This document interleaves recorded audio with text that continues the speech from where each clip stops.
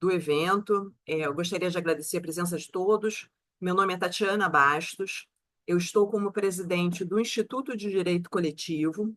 O IDC é uma organização brasileira com sede na cidade do Rio de Janeiro e atuação nacional, atuação regional nacional.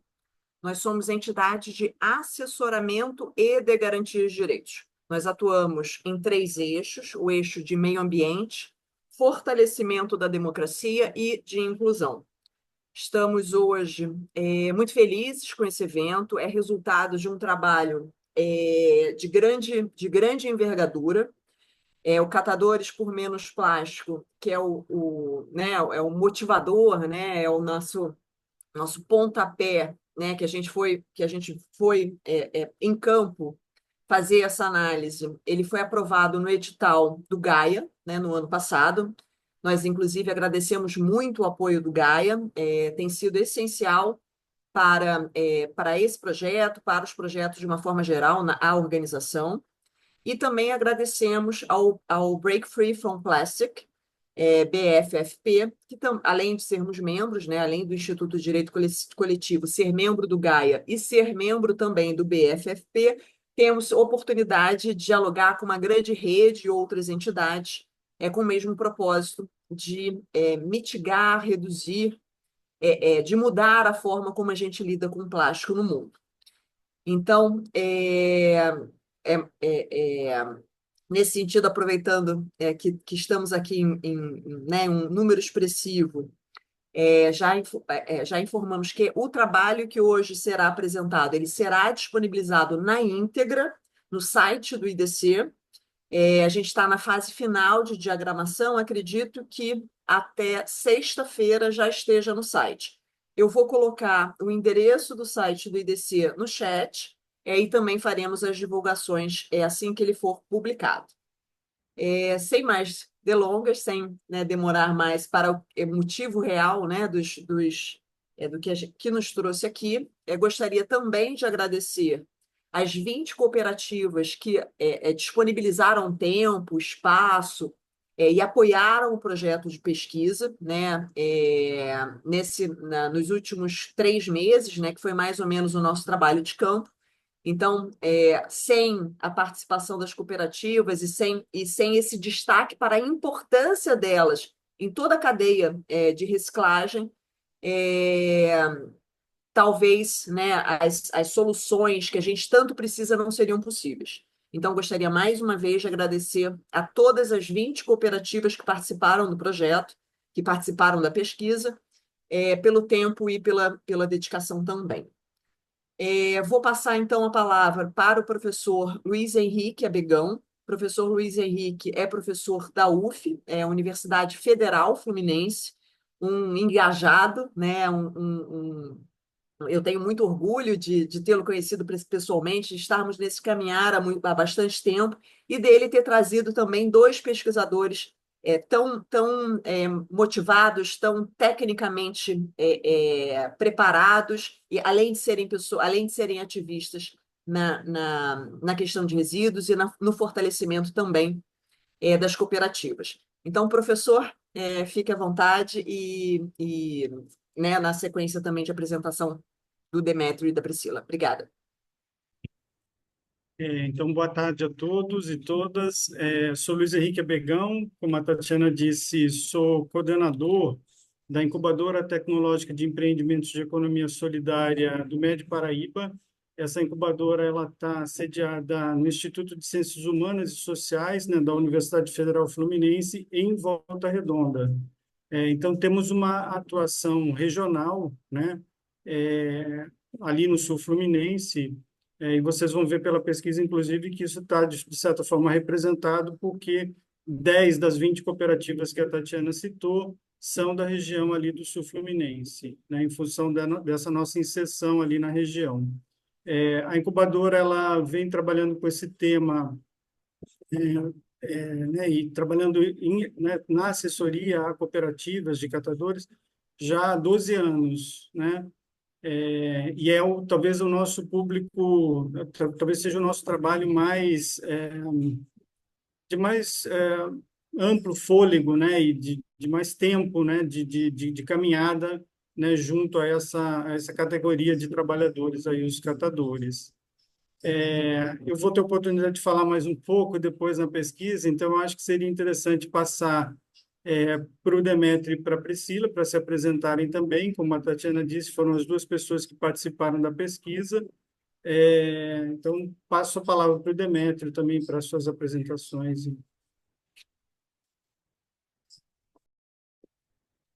Eu vou sugerir aqui, pessoal, deixar com a Priscila que depois que me apresentar, eu já vou começar, inclusive, com a apresentação dos dados, e acho que vai ficar mais fluido.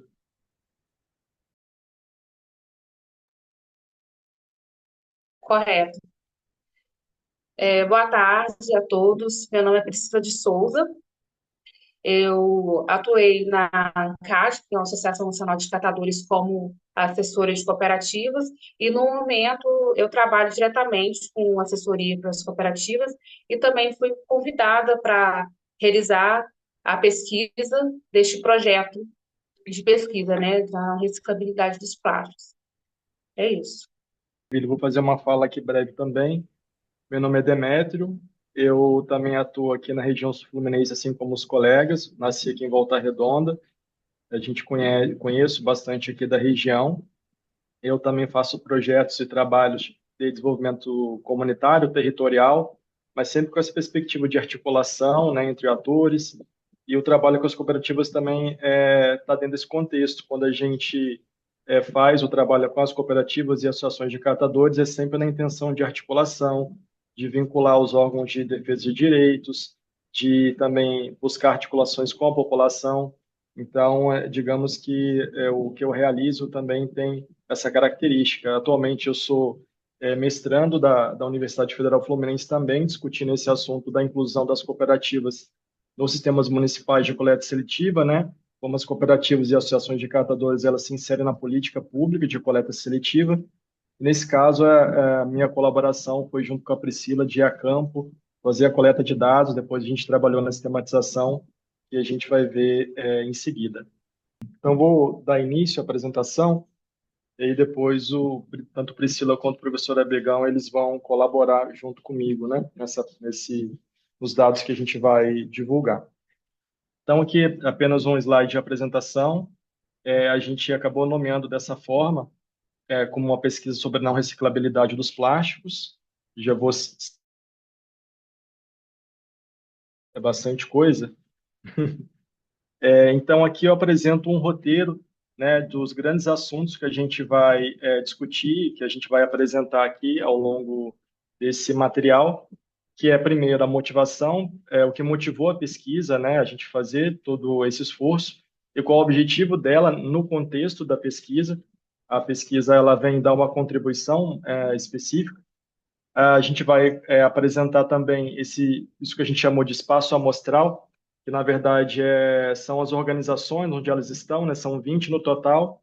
A gente vai apresentar rapidamente. E também o que nos levou a escolher essas organizações e não outras. A gente não são grandes critérios, é um prioritário, mas a gente vai apresentar. Depois a gente vai contar a metodologia que a gente utilizou para poder chegar nos dados que a gente vai mostrar. Então, tem uma série de procedimentos que tanto eu quanto Priscila em campo a gente adotou, né, como algo muito natural dentro da pesquisa, né, de cumprir as etapas, apresentar isso para o público. E depois a gente vai, talvez, para o recheio, né, para talvez a parte mais densa, que são os resultados e as análises que a gente pôde fazer. No final, a gente deixa as conclusões do que isso significou, né, do que os dados, as análises, o que eles podem significar para o campo e algumas sugestões, tanto de continuidade de pesquisa, quanto também de como o campo, né, os atores da reciclagem podem fazer algumas mudanças, né, na intenção de a gente ampliar e aumentar o índice de reciclagem de plásticos. Desculpa. Muito bem. Então, só diminuir aqui, ok. Muito bem. Essa pesquisa, portanto, a motivação, ela tem como principal tema esse tema dos plásticos, né? A gente tem no senso comum, a gente já percebe, já compreende que a reciclagem de plásticos precisa ampliar a poluição pelos plásticos, né, seja os oceanos, seja de outra forma, né, para o aterro, porque não é reciclado. Isso já existe, a gente já tem essa percepção. A gente vai trazer dados, obviamente, onde a gente se baseia, mas isso é um tema que está aí no momento, né, com as mudanças climáticas e tudo. Então, a pesquisa ela vem tocar nesse tema, né, de como é que hoje se dá a reciclagem por plásticos aqui no Brasil, a gente no contexto aqui do estado do Rio de Janeiro, e a gente escolheu, portanto, para poder colher dados e fazer análise sobre a reciclagem dos plásticos, especificamente, a gente vai até a ponta da cadeia produtiva da reciclagem, que são as associações ou cooperativas de catadores, né? Então, dentro desse contexto, o objetivo é construir dados sobre a reciclagem, né? Qual é o status dessa reciclagem? Esse é o objetivo da pesquisa. Aqui a gente traz um referencial, né, de uma matéria da Fiocruz, que na verdade é o Centro de Estudos Estratégicos da Fiocruz, que trouxe uma análise a respeito de um relatório da OCDE de 2022, em que a gente tem aqui alguns números já de início. Tem esse dado de que a geração global de resíduos plásticos subiu, né, entre 2000 a 2019, dentro de 20 anos, esse volume mais do que dobrou, foi para 353, né, 353 milhões de toneladas por ano, e dentro disso, 2/3 dos resíduos plásticos são daqueles plásticos com vida útil inferior a 5 anos, né, que a gente utiliza, depois se torna um resíduo que não tem utilidade, vira um rejeito, portanto, eles não têm longa duração, que a gente pode reaproveitar, etc. E dentro desse grupo de resíduos, que a gente está falando de vida útil inferior a 5 anos, 40% vem de embalagens, né, que é o que acontece, que aparece muito nas cooperativas e associações de catadores. Muita coisa desse material vai para lá. E dentro desse universo como um todo, o dado desse relatório é que são dados mundiais, né, esses daqui.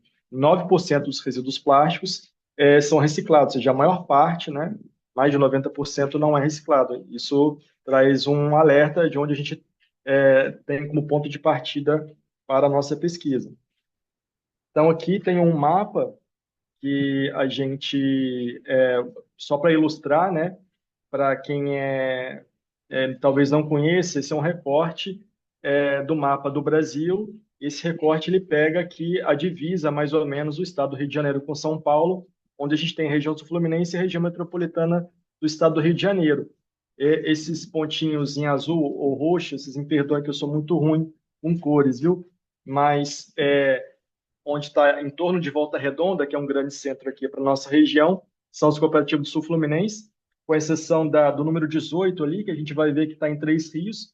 Três Rios é considerada a região centro-sul fluminense, e as outras 10, em verde, são em torno da capital Rio de Janeiro. Na verdade, ficam dentro da cidade do Rio de Janeiro, que é da região metropolitana. Então, a gente conseguiu, no estado do Rio de Janeiro, encontrar e reunir 20 cooperativas e associações de catadores para essa pesquisa.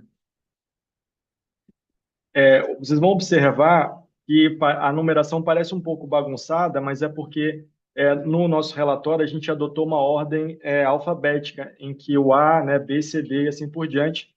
Então, por isso que fica um pouco confuso, mas a gente optou por ter os slides organizando aqueles grupos, né, aquelas organizações.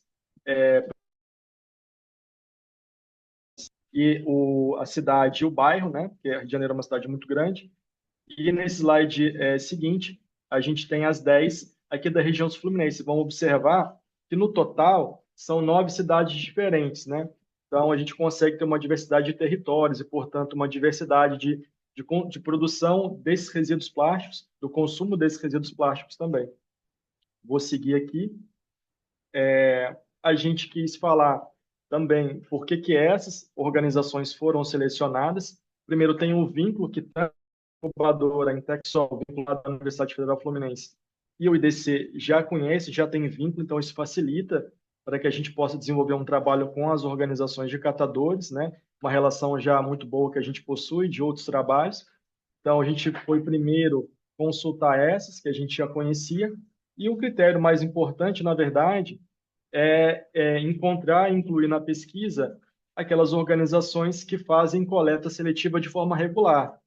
Vou falar aqui brevemente sobre isso, mas quem talvez esteja mais por dentro do contexto vai compreender. Para quem não é, vou procurar explicar de forma breve, que, lamentavelmente, muitas cooperativas e associações, às vezes, não conseguem ter uma coleta de materiais recicláveis com regularidade, ou seja, semanal ou até mesmo diária, por conta da infraestrutura que é um pouco precária. Né? Quando a gente sempre discute esse assunto, a gente fala da importância de ter uma contratação pelos municípios, de ter a participação do Estado para fomentar essa atividade. Então, muitas das vezes, na falta desse apoio, as cooperativas tendo que fazer todo o trabalho por si mesmas, às vezes vão ter dificuldade de fazer a coleta, que é uma parte muito custosa desse processo como tivessem uma relação muito fiel com o que é consumido e, portanto, com o que chega nas cooperativas.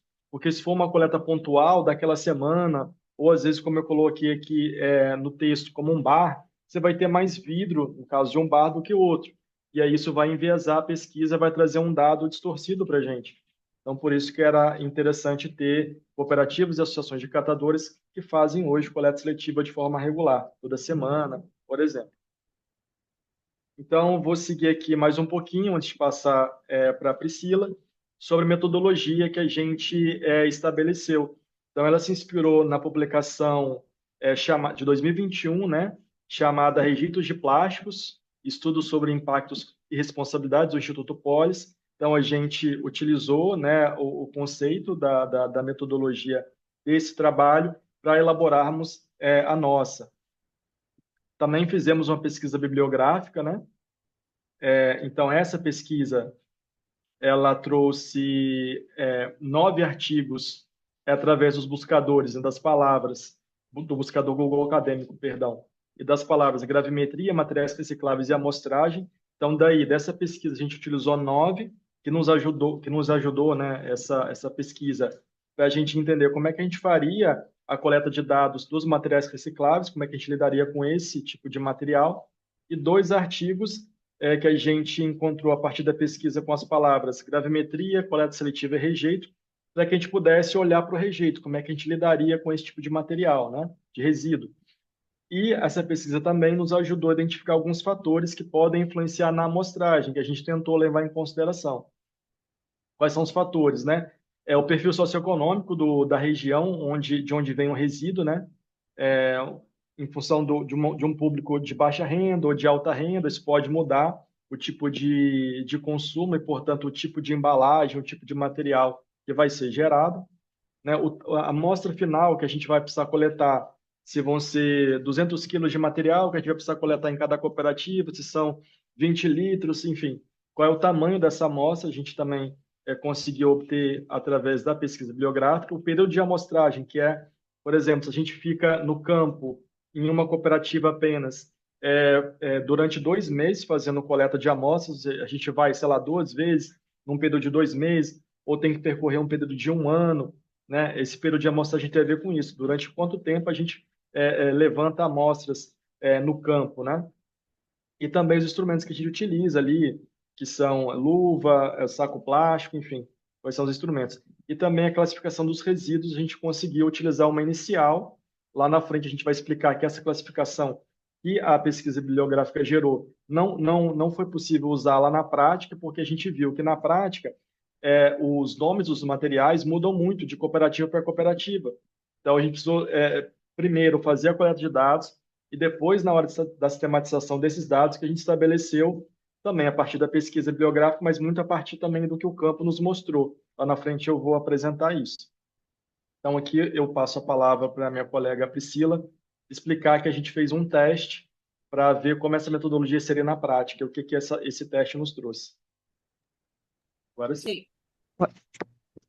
Certo. Seguindo, então, com o teste da metodologia, conforme o Demétrios explicou, né, a partir da pesquisa bibliográfica, nós desenvolvemos essa metodologia para ter certeza, né, da metodologia escolhida nós realizamos um teste na cooperativa Recicla VR, que é próxima, né, para nós, e nós já temos vínculo, né, de outros projetos.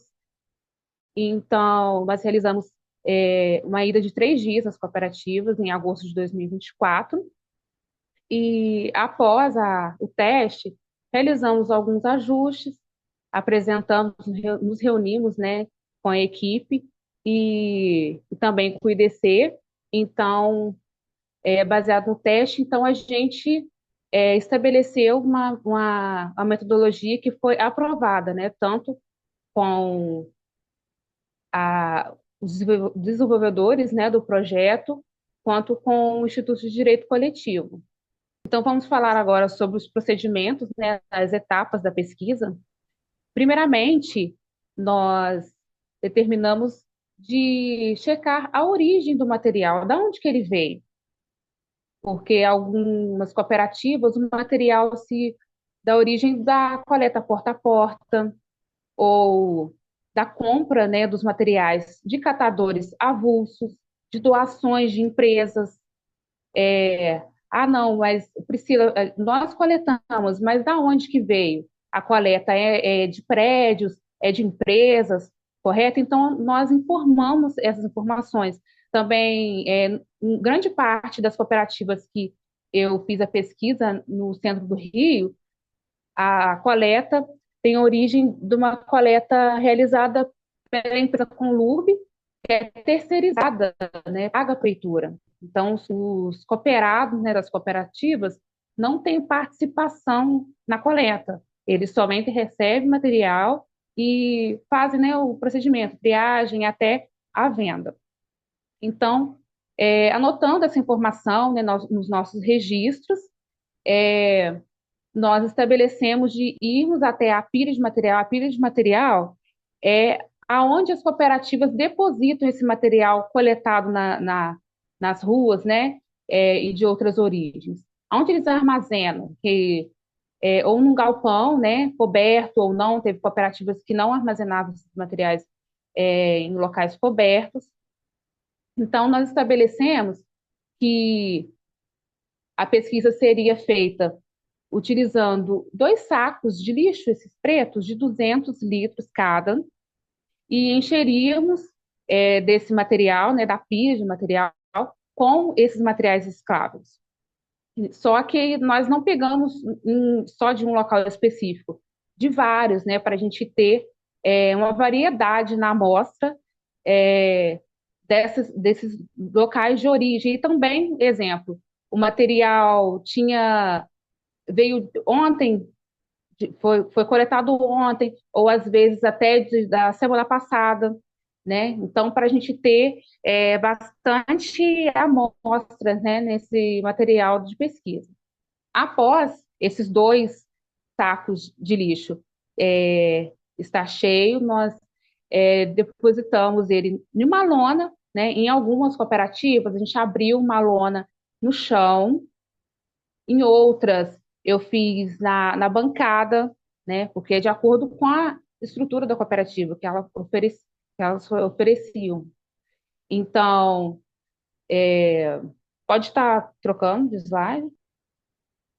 Então, após nós depositarmos esse material, a gente ia abrindo as bolsas, porque os materiais eles vêm de residências, outros locais, dentro de sacos e sacolas plásticas, para estarmos misturando, né, homogeneizando o material. E após a homogeneização, o método estabelecido foi de quartear o material, ou seja, partir em 4 partes iguais o material. Após isso, né, nós utilizamos ali uma régua de madeira, eu utilizei também metro para dar para medir certinho, para separar direitinho, e escolhemos 2 partes para realizar a pesquisa na diagonal, e as outras 2 partes nós devolvíamos para a pilha do material da cooperativa. Então, com esse material, a gente já não trabalharia realizando a pesquisa somente em cima dessas 2 outras partes. Então, Dando início à pesquisa, a gente realizou a separação, que na cooperativa chamam de triagem, conforme é feito na cooperativa. Então, exemplo, se a cooperativa separa PET verde do PET transparente, nós realizamos a triagem dessa forma. Assim também os metais, né, sucata, alumínio, também dessa mesma forma. Então, após isso, nós pesamos os materiais, né? Exemplo, 30 gramas de alumínio, 50 gramas de PET verde, e informamos, né, nos nossos registros. E após esses registros, os materiais recicláveis, de acordo com a pesagem e a nomenclatura, nós passamos para o rejeito, que nada mais é os materiais que as cooperativas não conseguem comercializar, não têm compradores. Pode passar para mim, por favor, no slide? É, então, nessa imagem, né, a gente dá para ver que a gente separou conforme os materiais. Na primeira imagem ali tem os desodorantes aerosol e outros também. A gente fez registros fotográficos, né, e passamos para os rejeitos. E pode passar o slide? E passando para a parte dos rejeitos, nós conseguimos identificar, né, as empresas, os grupos fabricantes que, né, fez a fabricação dessas embalagens, para anotar de quais marcas que são, qual tipo de embalagem, e baseado também na norma da ABNT 13.230, que tem uma classificação dos plásticos, exemplo, o PET, número 1 de classificação. Tem PS, né, PP, de acordo, então nós anotávamos essa informação. Se essa empresa se preocupou em colocar essa informação na embalagem, e anotavam todas essas informações para termos registro, para em cima dessa pesquisa conseguirmos, a equipe, né, conseguir desenvolver o projeto de pesquisa. Eu volto a palavra para o Demetrios para continuando a apresentação. Obrigado, Priscila. Vou dar seguimento em mais alguns slides, depois vou passar para o professor Abegão. Muito bem. Nessa parte agora dos resultados, como eu falei desse recheio, a gente fez uma divisão, como está aqui, né? São vários subtítulos, partes que a gente vai apresentar dentro dos resultados. Tatiana, pode passar, por gentileza, que eu vou um pouco mais ágil. Então, o primeiro tema, o primeiro achado de pesquisa que a gente quer contar para vocês é que houve muitas, ou há muitas variações na forma de classificar os materiais que são os recicláveis. Então, dentro desse grupo ainda, daquilo que as cooperativas e associações reciclam, tem variações nos nomes, né? E isso tem algumas consequências, como a gente vai apresentar. Tem os eletrônicos, que, na verdade, tem um canal de logística reversa só para eles, mas em 2 organizações ele foi amostrado, e em uma delas ele era comercializado, né? As tampinhas, às vezes as tampinhas de PET ou de Tetra Pak, elas são classificadas como plástico duro, ou às vezes elas permanecem junto com seus recipientes e, portanto, elas são classificadas junto com os recipientes, né? Então, essa é outra diferença. Papel misto que é aquela embalagem da pasta de dente de fora, né? Que é aquele, parece um papelão, um papel, né? Não é o tubo, não. Ou mesmo uma caixinha de sabonete. Então, tudo isso é papel misto, que às vezes, na nossa pesquisa, a gente identificou que vai junto com papelão, vendido com papelão. Em algumas situações, vai junto com um arquivo, que é o papel, geralmente é o papel branco apenas, ou às vezes tem cooperativas que tratam papel misto separadamente, né? Uma terceira categoria de papel. Tem o PET bandeja, que ali tem uma foto, né, que a gente colocou, que pode ser essa embalagem de ovo transparente, pode ser embalagem a parte de cima de um bolo que a gente vai comprar, de uva. Tudo isso também é o PET bandeja. Foi amostrado em 12 organizações, em apenas 2 ele era comercializado. Então, não é uma categoria que todo mundo utiliza. Pode passar, por gentileza. As outras variações. a gente viu cooperativas que misturam o plástico misto com o plástico cristal. O cristal é aquele papel, muitas das vezes, ou aquela sacola branca, plástica, ou esse papel filme, são exemplos de plástico cristal. E o plástico misto são, às vezes, sacolas coloridas, às vezes alguma, por exemplo, o papel misto, o plástico misto, perdão, pode ser uma embalagem de açúcar que a gente compra e depois, né, vai levar para a cooperativa. Então, essa mistura desses dois tipos de plástico foi identificada em 3 organizações. Outra coisa, a comercialização de PP branco com PP colorido. Também foi em algumas organizações, 5 aqui, a comercialização é feita em conjunto. PP branco, por exemplo, pode ser aquele pote de manteiga, que algumas, né, boa parte chama de PP branco.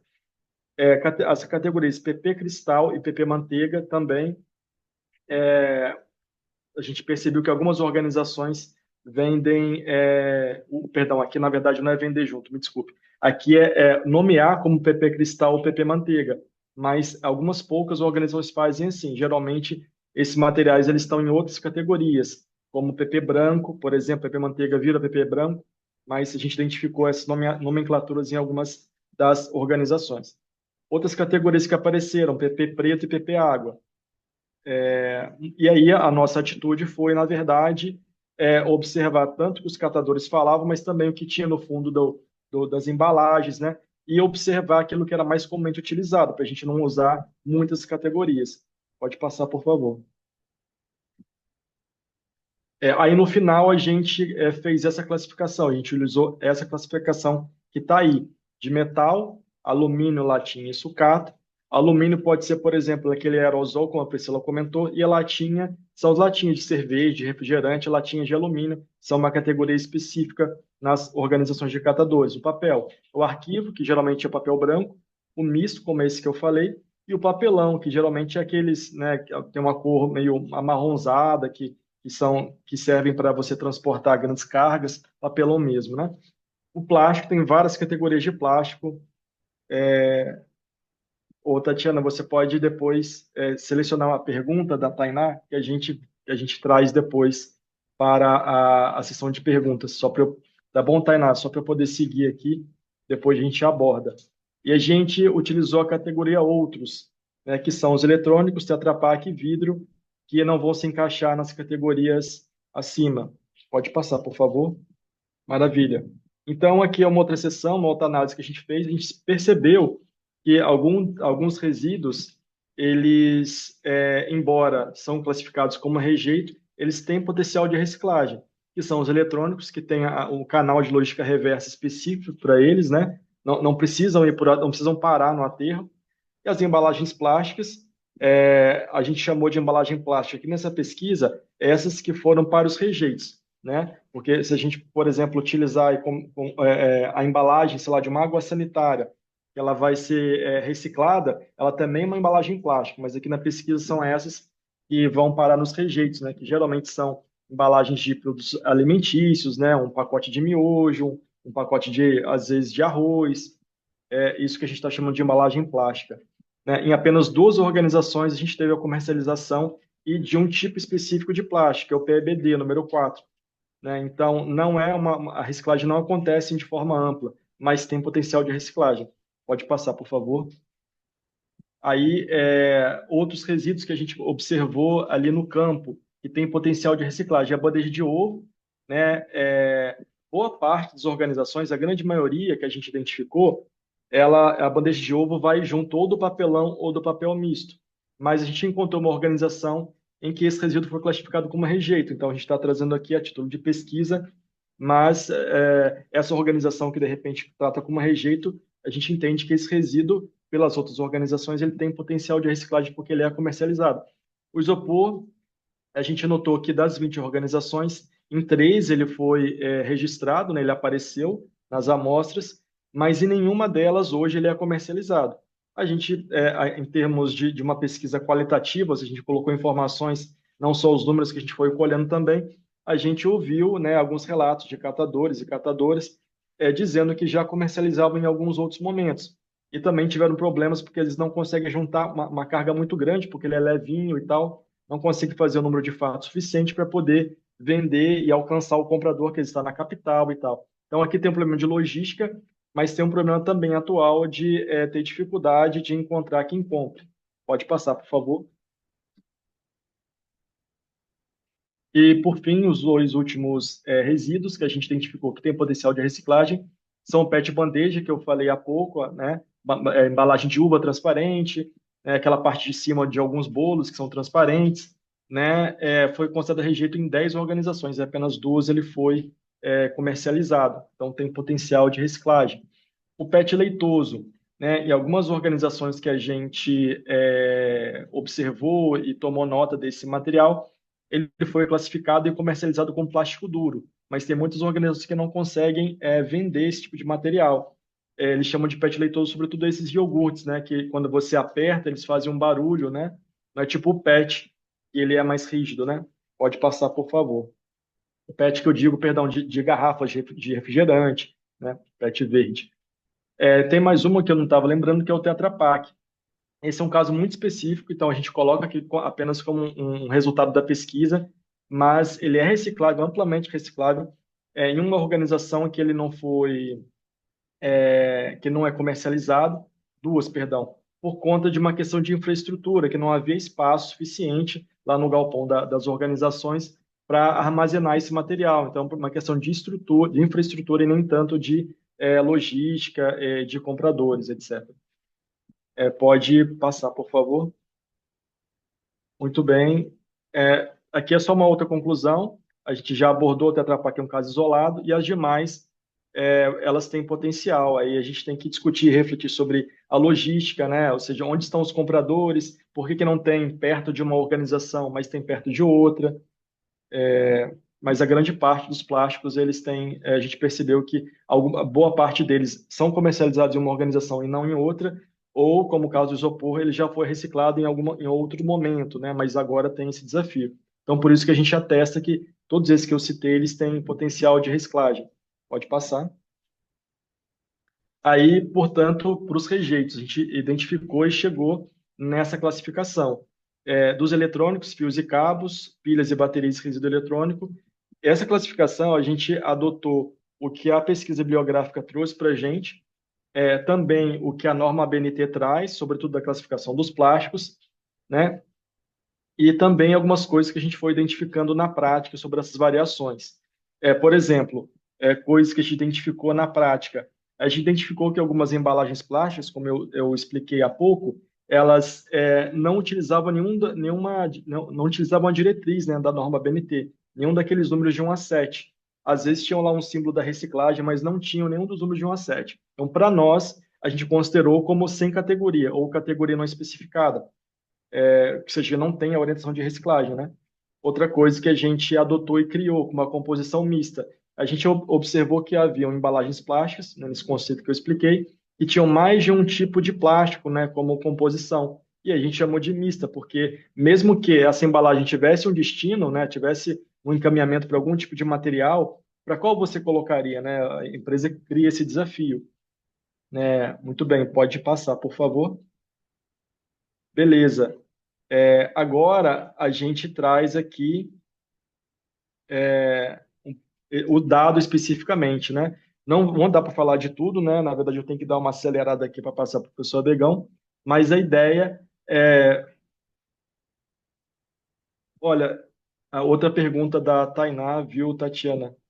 Mas, na verdade, se a gente for tentando responder rapidamente, Tainá, a categoria outros, ela já tem um número específico para ela, que é o número 7. Tá? Então, o que a gente colocou como outros foram aqueles que a gente viu com o númerozinho 7 no rótulo da embalagem. Então, dentro aqui dos resíduos ainda, estou falando daquilo que é reciclável aqui. Não, tem um rótulo, mas não tem, só tem, às vezes, o símbolo de reciclagem, ou tem 2, né? No caso dos mistos. E os outros têm o número 7. Aqui a gente observa, por exemplo, 2 destaques que eu quero fazer. As categorias que a gente mais encontrou resíduo dentro dela são o papel e o plástico, né? Então, vou ficar aqui. E o outro destaque é para o papelão.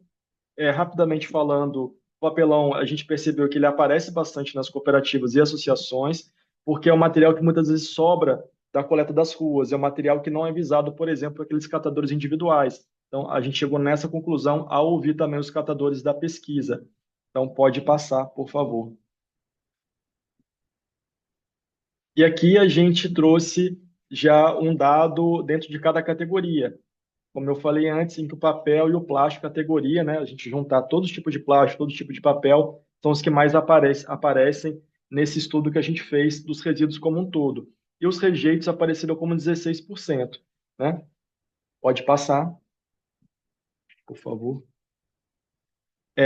Bem, aqui a gente trouxe um dado que não foi nosso, né? Que não é nosso, mas a gente no relatório a gente colocou como suporte a nossas conclusões, que é o fato de, no faturamento das organizações de catadores, esse dado do Anuário da Reciclagem, né, produzido anualmente, esse é de 2023, mostra que o plástico é o campeão, né, é o tipo de resíduo que mais gera faturamento para as cooperativas de catadores. Logo, se a gente tiver mais plásticos sendo reciclados, né, não virando rejeito, isso se torna receita para os catadores, né? Pode passar. Beleza, aqui eu só, antes de entrar na parte dos rejeitos, eu quis salientar que a gente precisou criar duas categorias, como eu falei antes. Então, naquelas embalagens plásticas que ou só tinham aquele símbolo da reciclagem, né? Ou às vezes não tinham nenhum símbolo, ou tinham uns que tinham o símbolo da Eu Reciclo, que é uma logística que reversa que se faz também, mas não tinha um tipo de plástico para orientar para onde você vai colocar. A gente considerou como categoria não especificada. E os de categoria mista foram essas embalagens que apresentaram mais de um tipo de plástico no rótulo. Pode passar, por favor. Então, aqui, por exemplo, a gente identificou 8 tipos de composições. Uma delas, inclusive, com 4 plásticos, né? Mas tem aqui as composições diferentes que a gente encontrou, a título também de informação para todo mundo. Pode passar, por favor. Aí, de parte dos rejeitos, o grande dado aqui, acho que o que a gente traz de mais importante é que dentro dos rejeitos, a principal categoria são os plásticos, né? São quase 64% de plástico dentro dos rejeitos. Isso chama muito a nossa atenção. E depois a gente vai discutir um pouquinho as categorias dentro desses 64%. Pode passar. Beleza. Então, para a gente poder fazer a análise das embalagens agora, falando somente das embalagens, a gente quis identificar algumas informações específicas, que são os grupos empresariais fabricantes dos produtos. Então, a gente vai para além da marca. Para chegar nisso, a gente utilizou a informação da própria embalagem, tá? A categoria do produto, se era um produto alimentício, a gente conseguiu separar, inclusive, entre alimentação humana e alimentação animal. Tinha muitas embalagens de ração animal. E se nas embalagens tinha esse númerozinho, né, de 1 a 7, como eu disse, que é o que diz a norma BNT 3.230, e também quais eram esses tipos, né? Era 2, era 3, essas informações que a gente procurou levantar. Pode passar, por favor. Então, aqui a gente explica o que significa, portanto, uma amostra. Quando a gente vai usar o termo aqui, amostra de embalagem. O que significa uma amostra? Uma amostra equivale, aí, na verdade, contando o processo que a gente fez, a gente identificou dentro das amostras que já foram quarteadas, né, separadas, portanto, depois só na categoria dos rejeitos a gente separou as embalagens e aí foi separando mais uma vez por tipo de fabricante. Então, ficou um montinho aqui de embalagens, sei lá, do grupo Bimbo, né, que é responsável pela Panko, Ana Maria, outra pilha aqui de embalagens da Piraquê e assim por diante. Então, a gente pesou essa pilha de embalagens, registrou o peso e olhou que tipo de plástico tinha ali naquelas embalagens. A gente não encontrou casos, por exemplo, de numa pilha ter mais de um material distinto. E muitas vezes essa pilha tinha uma embalagem só, né? Mas essa que é a amostra que a gente está falando, tá? Separando por grupos fabricantes. Pode passar. Então, aqui, essa distribuição de Pareto que a gente vê aí significa o seguinte, que a grande parte das amostras, foram 289 amostras, elas distribuídas em 174 grupos empresariais, né, que geraram as 289 amostras de embalagens. Então, desses grupos todos, 130 apareceram apenas uma única vez. Então, uma amostra, né, são grupos que às vezes não são tão conhecidas, né, não são das marcas mais consumidas, Isso representou a maioria das amostras, 74%, né? A imensa maioria. Depois, perdão, 31 grupos que apareceram em 2 ou 3 amostras. Então, é um grupo um pouco mais interessante de a gente poder olhar. E depois o grupo os 14, as 14 marcas, né, o grupos, perdão, 14 grupos empresariais responsáveis pelo número menor de amostras, de 8%. E aí depois a gente vai olhar um pouquinho para esses 14 grupos. Pode passar, por favor. Então, dentro desses 14 grupos que mais apareceram na nossa amostragem, a gente tem ali mas apareceram por conta de serem marcas mais conhecidas. Em termos de quantidade, a gente viu que são 74% de grupos empresariais que apareceram apenas uma vez. Mas esses aqui, que apresentaram mais amostras, a gente tem na liderança a Nestlé, e aí a gente misturou alimentação animal e humana, né? A gente não quis fazer uma separação, afinal é o mesmo grupo. E depois em e a gente colocou aqui nessa tabela de 4 a 13 amostras, né, que foram os grupos que apareceram mais vezes, embora no quantitativo geral eles têm menos amostras, né? Pode passar. Aí, na parte ainda de auditoria das marcas, a gente quis olhar, portanto, dessas amostras de embalagem, quantas são de produtos de alimentação animal, quantas são de produtos de alimentação humana. Esses outros aqui que vocês estão olhando, tem um pouco de tudo. Tem marca responsável por produzir papel alumínio, por papel manteiga, né? Às vezes por tomada, né? Que a gente compra e tem aquela embalagem plástica, né? Tomada para a gente colocar em casa, chuveiro. Então a gente chamou de outros, né? Dentro daquilo que a gente foi observando, a gente não conseguiu criar uma subcategoria aí dentro, a gente chamou de outros. Mas a grande parte das amostras de embalagem são de produtos de alimentação humana, praticamente 60%. São 104, dos 174 grupos empresariais, 104 são de produtos de alimentação humana. Pode passar. Muito bem. Agora a gente vai olhar para a presença ou não das orientações de reciclagem nessas amostras de embalagem. A gente notou que esse dado que está circulado de preto, que é o destaque que a gente está fazendo, 54% das amostras a gente observou que não apresentaram nenhuma orientação de embalagem, então é mais da metade, não tem nenhum tipo não tem aquele númerozinho, como eu falei, de 1 a 7, né? O que dificulta, os catadores não vão saber para onde, né, destinar, nem mesmo a gente que tipo de composição tem para a gente poder refletir em cima disso, né? Ali no 41,38% são grupos que apresentaram, né, também um número significativo, e tem 5% que a gente identificou, curiosamente, o mesmo grupo empresarial, para algumas embalagens tinha orientação, tinha um número de 1 a 7, em outras não tinham. Então, isso são 5%. Pode passar. Bem, antes de passar para o professor, esse último slide, a gente entra na parte das conclusões. A gente também trouxe um dado que é, a partir dessas amostras, quais eram os tipos de material que compõem essas amostras. Então, vejam bem, o destaque aqui vai para o seguinte, né? Quase metade das amostras de embalagem, por não terem a orientação de reciclagem, por não ter aquele número de 1 a 7, a gente não sabe do que é feito. Então, por isso está como categoria não especificada, praticamente 41%. E a outra categoria que aparece de forma significativa é o número 5, né, do plástico, que é o PP.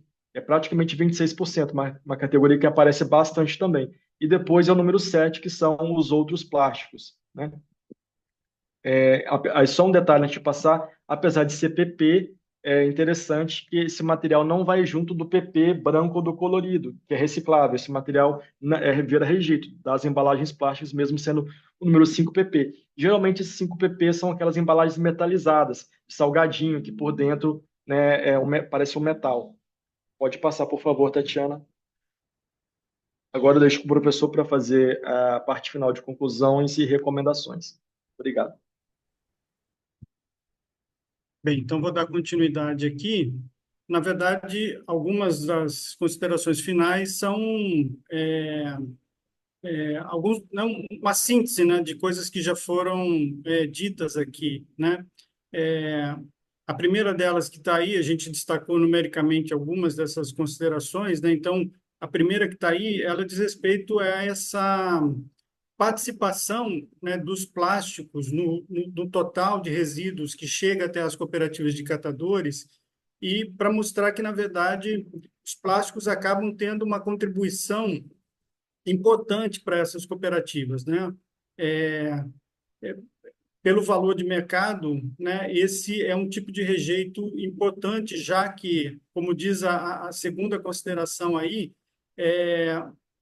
resíduos como, por exemplo, as latinhas, né, que têm um alto valor de mercado, pouco chegam a essas cooperativas, pelo que a gente percebeu pela pesquisa, né? Você vê que menos de 1% das amostras, né, das 20 amostras, né, das 20 cooperativas, a gente conseguiu de latinhas de alumínio. Então, assim, é um resíduo que, de fato, já é interceptado muito antes, né, nessa cadeia da coleta seletiva. Então, esse material não chega nas cooperativas. Então, a segunda categoria, talvez, que tem um maior de valor de mercado é, de fato, né, a categoria de plásticos. Então, por isso, ela contribui, né, enormemente aí para o resultado financeiro das cooperativas. Pode passar, Tatiana, por favor. Outra coisa interessante, ainda, né, pensando na questão dos plásticos, e por isso que essa pesquisa, né, enfatizou isso, é que do total, né, das 20 amostras, 16% é considerado como rejeito pelas cooperativas, daquilo que chega até elas, né? E desses 16%, como o Demétrio já falou, aproximadamente 64% aí já considerando, né, o total é de plásticos, ou seja, a gente tem uma quantidade de rejeitos plásticos também bastante expressiva, né?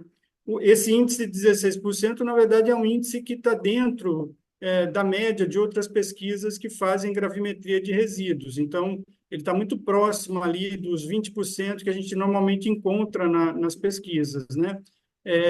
Então, percebe-se que desses 16, né, tem uma presença muito grande aí de plásticos, né? Por isso, a importância da gente pensar nesse aumento da reciclabilidade aí dos plásticos, tá? Como o Demétrio já frisou também, que está destacado aí nesse ponto 4, boa parte desses plásticos que estão considerados como rejeitos, eles teriam reciclabilidade, ou seja, eles podem ser tecnicamente recicláveis, né? Mas eles acabam não sendo considerados economicamente viáveis na cadeia de reciclagem, né? O Demétrio já destacou alguns desses motivos, né? Como, por exemplo, o isopor, que muitas vezes as cooperativas têm dificuldade de manter esses estoques intermediários, né? Porque para a composição de carga, muitas vezes você precisa de um volume muito grande, né? O isopor é um material muito leve, então para você compor uma carga, você precisa de um volume de material muito grande, e isso ocupa um espaço também que muitas vezes as cooperativas não têm condição desse armazenamento temporário, né, do material. Outras têm um valor de mercado muito baixo, o que desestimula que as cooperativas, né, tenham o trabalho também de manter esse material, separar esse material, enfadar para comercializar, e outras, como a gente percebeu também, não têm compradores, pelo menos, né, o que a gente percebe também, às vezes tem uma ou outra cooperativa que consegue vender algum rejeito específico, algum plástico específico, mas na maioria dos casos, não se consegue vender alguns desses plásticos considerados como rejeitos, né, que a gente identificou na pesquisa. Pode passar, Tatiana, por favor. Uma outra coisa que a gente trouxe também, que tem a ver com essa questão da receita, né, das cooperativas, é que nesse conjunto das 20 cooperativas, apenas 4 cooperativas elas têm um contrato com o poder público, né? Ou seja, estão inseridas de fato contratualmente e recebem algum tipo de pagamento, né, pelo serviço prestado pelo poder público, né? As demais, né, as outras 16 não têm, e aí passam a ter como única fonte de receita a venda do material que chega até elas ou que elas conseguem coletar, né? Porque, como a Priscila também falou, no caso das cooperativas do Rio de Janeiro, muitas não fazem a coleta e sim recebem esse material da empresa que faz, né, o recolhimento de tanto da coleta seletiva como do lixo no município do Rio de Janeiro, que é a Conlub, né?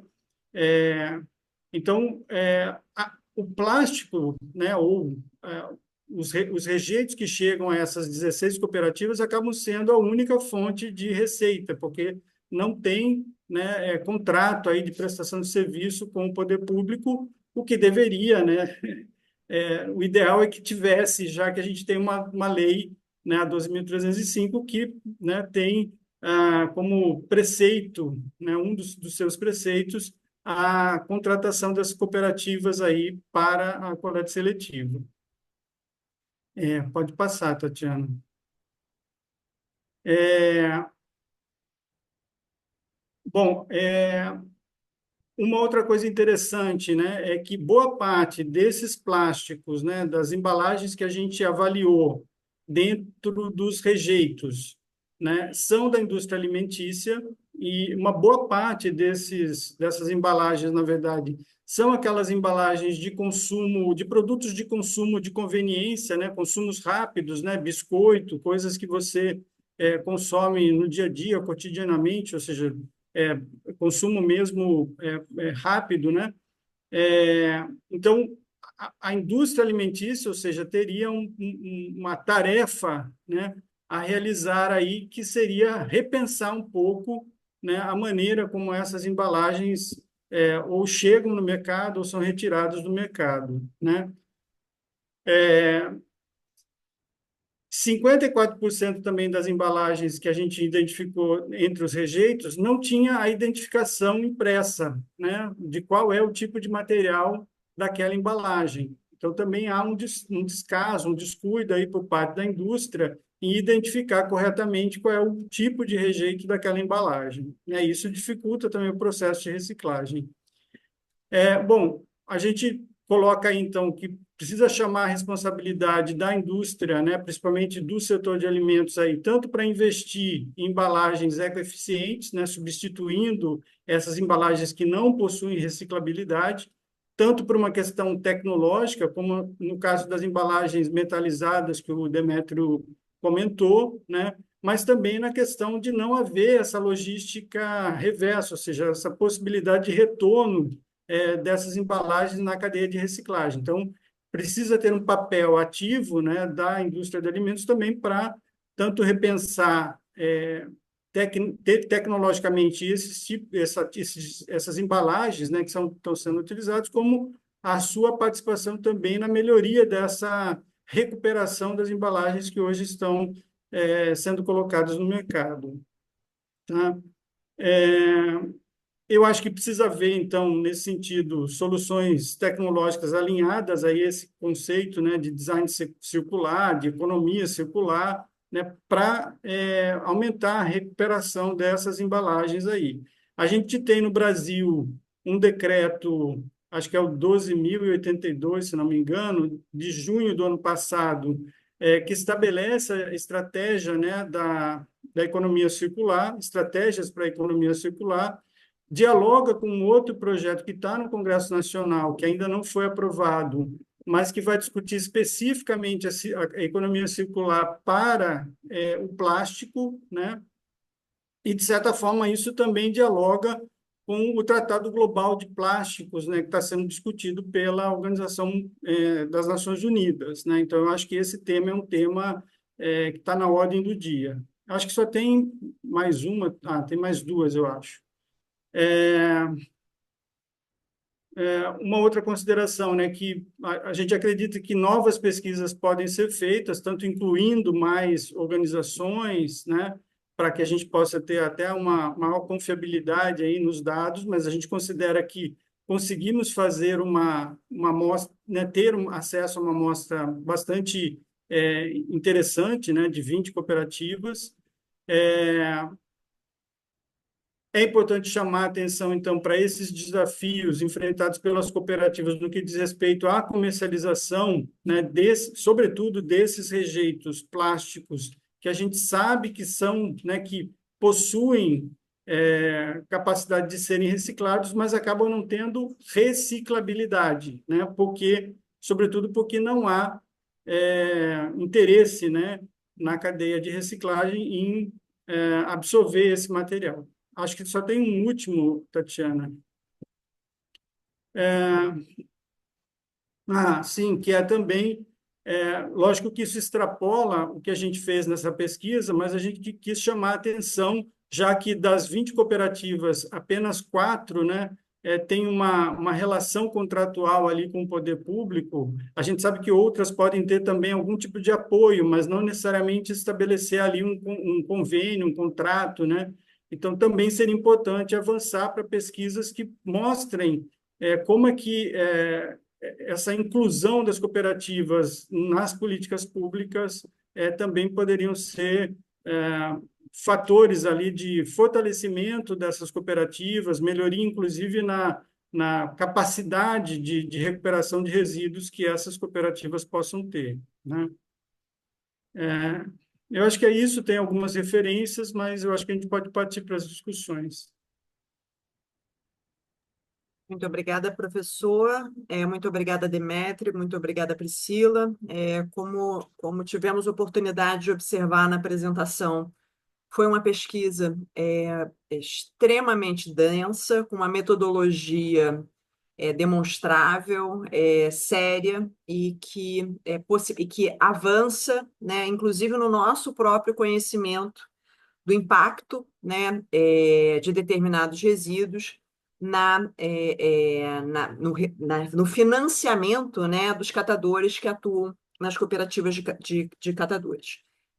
Eu vou abrir vou ler as perguntas, mas como a gente está um pouco apertado no horário, eu gostaria de combinar com vocês. Eu faço as perguntas feitas e a gente tenta encerrar 18h20.